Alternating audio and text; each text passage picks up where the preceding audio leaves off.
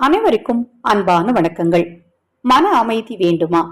வெள்ளிக்கிழமை செய்ய வேண்டிய ஒரு எளிமையான சூட்சம பரிகாரத்தை இந்த பதிவுல பார்க்கலாம்.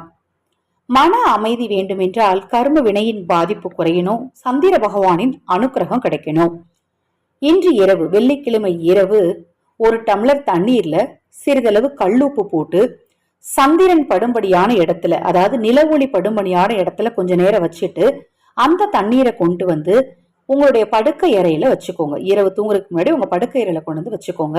மறுநாள் காலை அந்த தண்ணீரை கால்படாத இடத்துல அப்புறப்படுத்திருங்க.